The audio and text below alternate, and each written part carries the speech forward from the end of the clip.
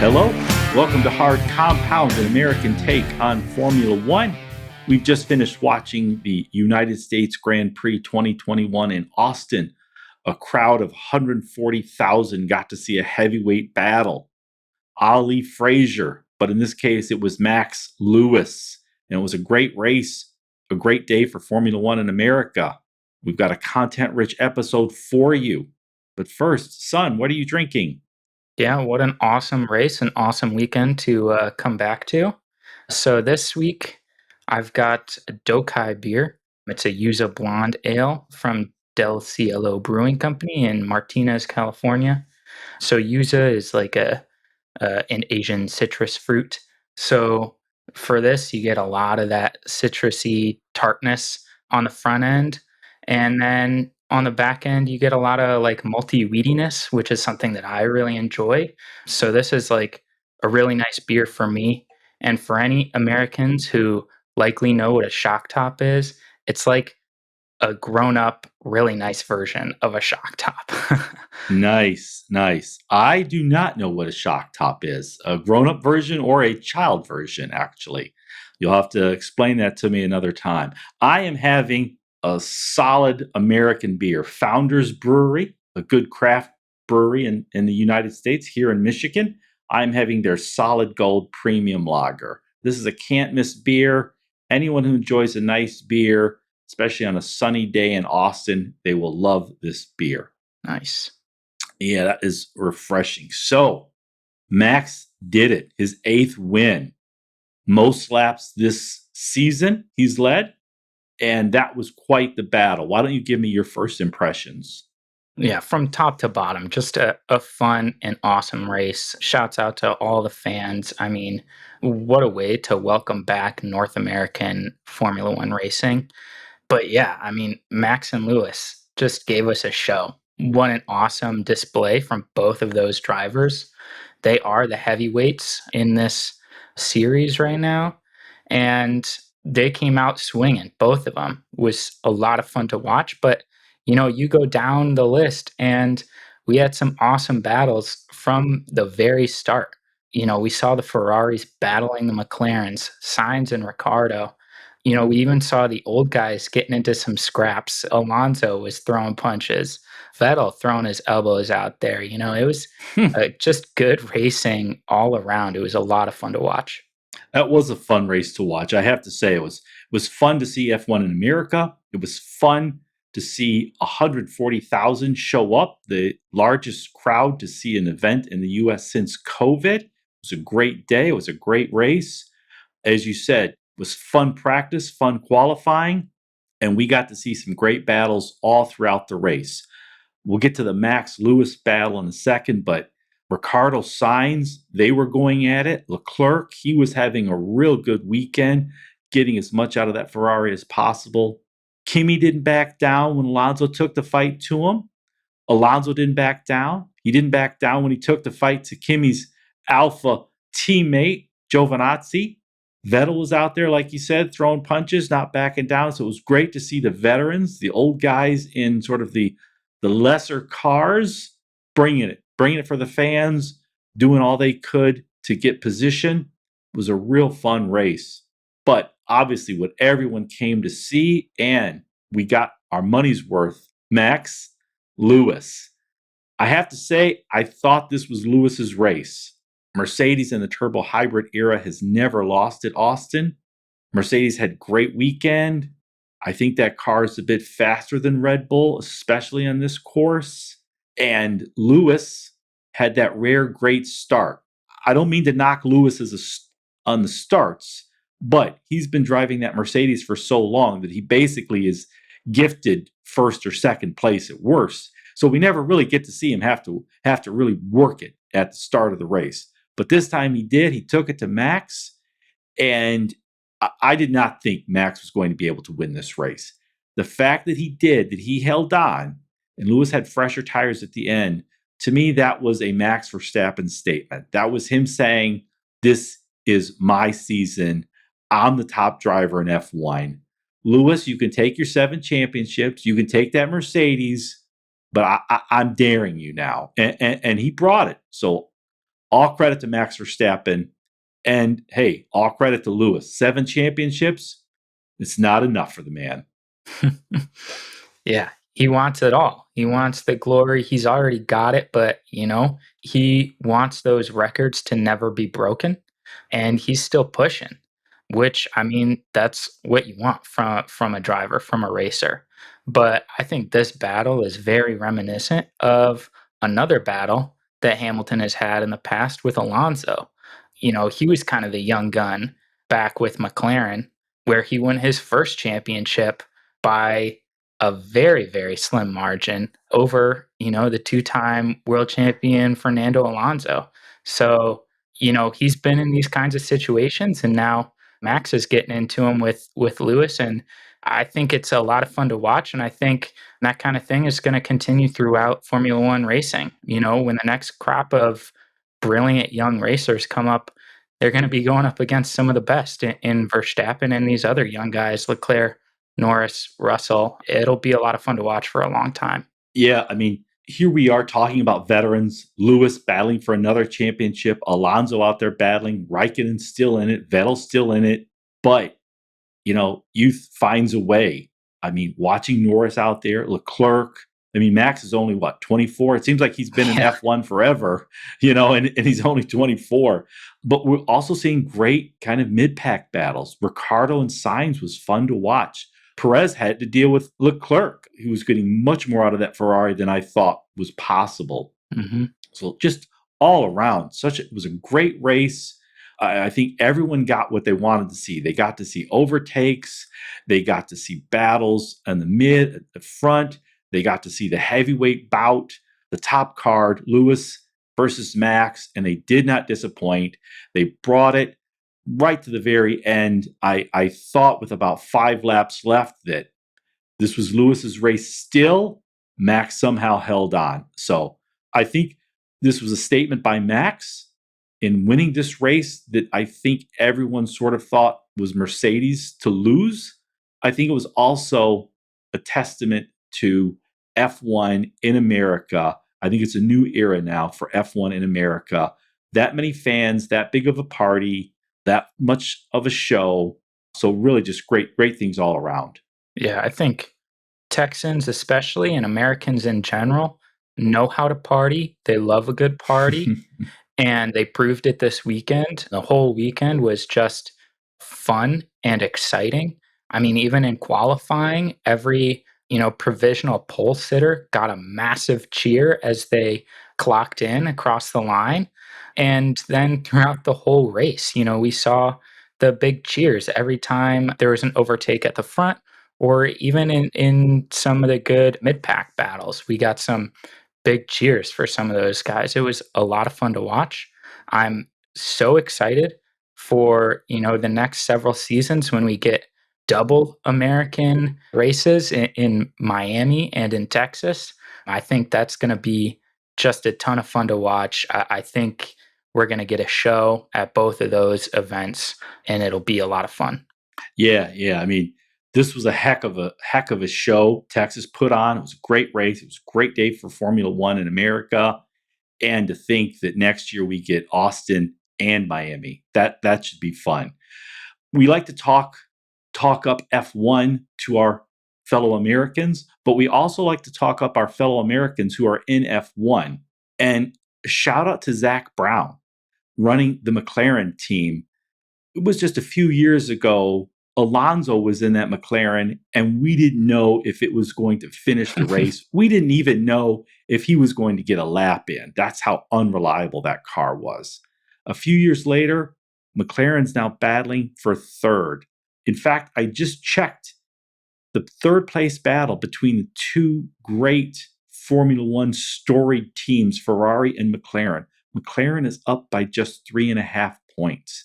I think that's amazing. I mean, when you think of all the races, only up by 3.5 points. I mean, that's going to be a fun battle. Yeah, all the way to the end. I think it'll come down to Abu Dhabi when we find out what the third place team is. But to your point, Alonso and that McLaren a few years ago was just woeful. I mean, it was hard to watch. I think, I looked this up a few weeks ago. In like 2 seasons at McLaren, Alonso had like a quarter of Hamilton's career DNFs. So in just Wow. 2 seasons, it's pretty unbelievable how unreliable that car was and how few laps Alonso was actually able to get in. It was just woeful. So to see the turnaround, and a lot of that attributed to Zach Brown, an American coming in and running things for a Formula One team, that's really cool to see. And I'm just excited to keep watching this battle between McLaren and Ferrari. Like you said, I mean, we got Sainz and Ricardo this weekend. Maybe it's Norris and Leclerc next weekend, but it'll be fun for the rest of the season. Yeah, yeah, yeah. And, you know, I say there's only a few points separating McLaren and Ferrari. I think a bigger shock to me, there's only, let me look, 23 points separating Mercedes from Red Bull. That I find borderline shocking. In the turbo hybrid era, Mercedes has been 1 2, and it's been a dominant 1 2. There's been, since at least 2014, there's been no challenge to Mercedes at all. There have been a couple seasons, for example, one when Vettel was at Ferrari, where for a few races, Ferrari took it to Mercedes, but they just didn't have the reliability over a full season. The fact that Red Bull is only 23 points back, and now, man, how much does Christian Horner and Max hate Bottas? I mean, I mean, he took he took Max out of a race. Right there's 23 points possibly. But I find that one shocking, how close Red Bull has gotten. It's pretty incredible what Red Bull has been able to accomplish this season. And I mean, what Verstappen has been able to accomplish. He's leading the championship right now, still over Hamilton. That's pretty amazing in the turbo hybrid era. I don't think this late in the season anybody has led over Hamilton aside from Rosberg. So that's pretty amazing what this young guy has been able to accomplish. And for Red Bull to be only 23 points back, that's pretty amazing. I think, Perez in these last few races, especially next race out in Mexico City, his home Grand Prix, he needs to put in some really, really good races. He needs to beat out Bottas in order for Red Bull to accomplish pretty much the unthinkable. I had no doubt in my mind that at the start of the season, Mercedes would win the Constructors' Championship. So Perez, full credit to him this weekend. He put in a solid race, got on the podium. That's what he's there for. I think, he needs to continue to do that this season. Yeah, yeah. We've been tough on Perez, and I think he's earned it. He's really not done as well in that car as I think he could have, as I think it's been reasonable to expect. But he seems to be finding his way. He held off Leclerc. He helped Max gain a bit of an advantage there. And so I think he's now solid. I'm really expecting a lot out of him. He got a podium on this race. Now, admittedly, Bottas had to take a grid penalty, but he got on the podium. Next race is his home race in Mexico. I really think, I'm hopeful that Perez will just sort of really bring it, get everything out of that Red Bull as possible. And it seems almost unfathomable to think in the turbo hybrid era someone beating Mercedes, but there is a real chance of seeing that happen. Yeah. Now, we all see the cars, we see the drivers, we see the pit crew. One thing we like to do is sort of hand out trophies or awards to sort of the unheralded, those that we're not really focusing on or that many people aren't talking about. For me, for this race, if I were to hand out a trophy to the unheralded, it's got to go to Austin.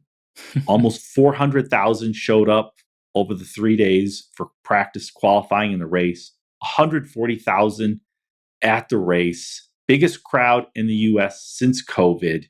And they loved what they saw. They had a great time.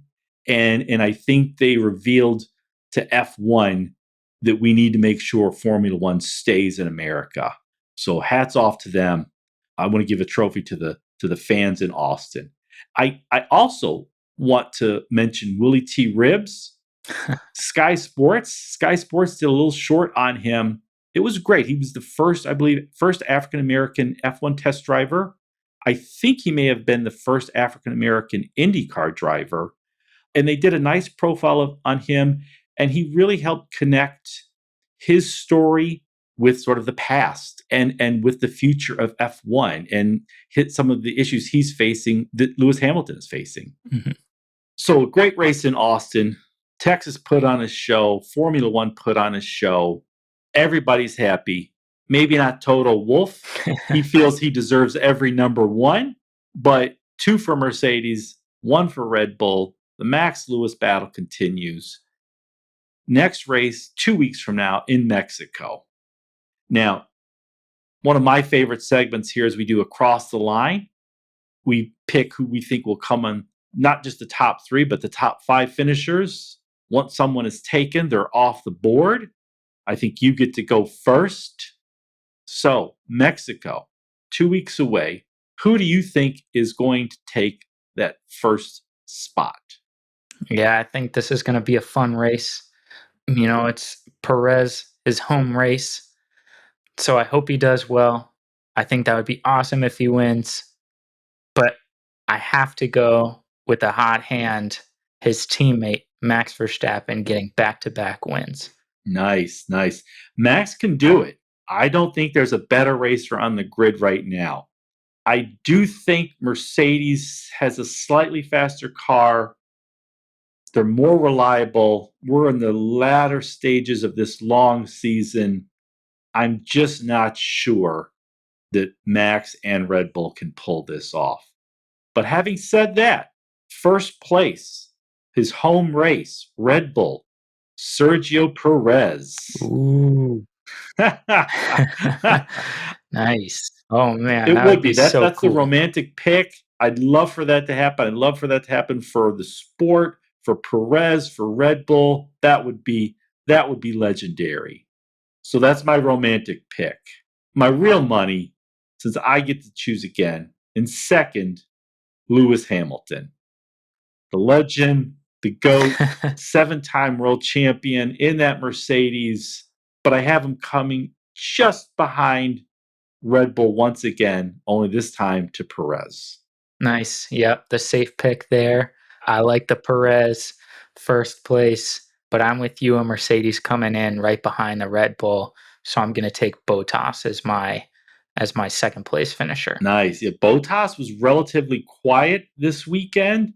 He had that grid penalty. We didn't hear much from him, but I do think that's a pretty solid pick. In that Mercedes, Bottas coming in second is pretty solid. What about third? Your third. Yeah, I think since his announcement that he's going to move next year, he's been pretty solid. But for my third place, rounding out the podium, I'm thinking there's going to be another Ferrari McLaren battle, but I'm going to go Ferrari on top in this one.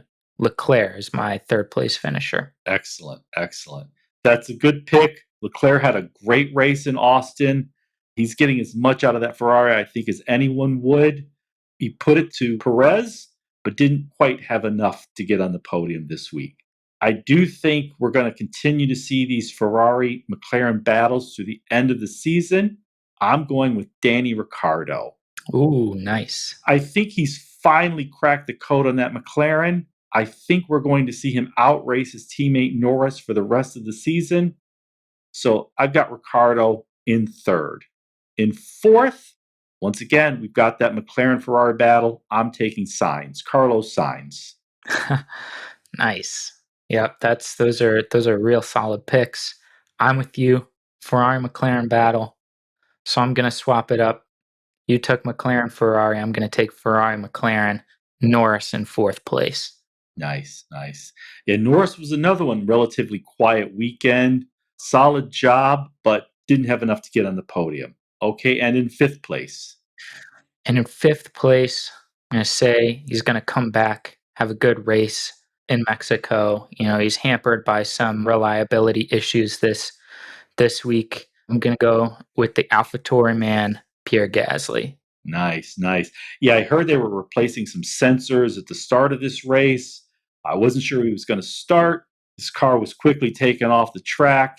Nothing much for him. Disappointing weekend, but it would be nice to see him bounce back. Another good young driver. Mhm.